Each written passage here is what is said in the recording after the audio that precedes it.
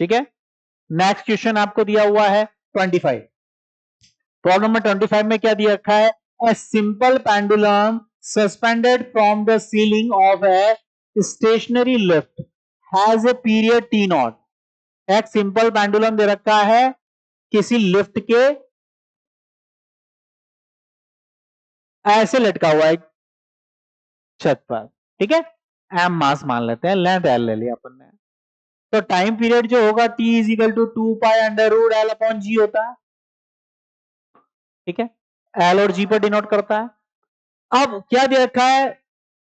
Stationery lift has period T naught. जब stationary lift है तो टी नॉट होगा, तो T naught is equal to क्या आएगा? 2 pi under root l by g, क्योंकि उस पर तो कोई इफेक्ट ही नहीं होगा।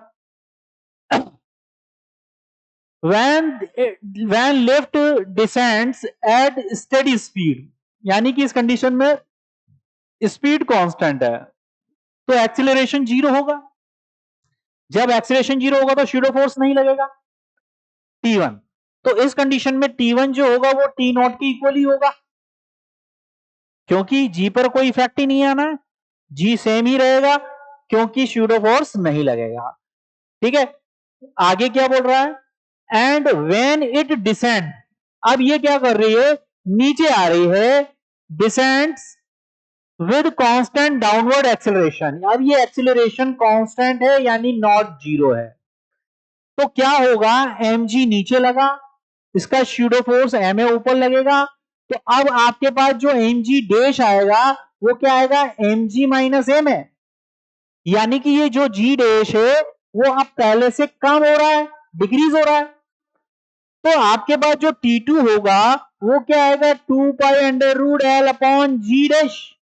अब जी डैश डिक्रीज हुआ तो टाइम पीरियड इंक्रीज होगा, यानी कि ये दोनों तो इक्वल है और ये सी सबसे ज्यादा है। तो कौन सा ऑप्शन आपके पास मैच कर रहा है? T2 सबसे ज्यादा, T2 सबसे ज्यादा। अब T2 सबसे ज्यादा आपके पास ये ऑप्शन आ रहा है, T1 T2 equal option number B, यानी ये दोनों तो इक्वल आ रहे हैं और T2 इन दोनों से ज्यादा है। क्लियर है? शूडो फोर्स का कॉन्सेप्ट यहां पर यूज हुआ है।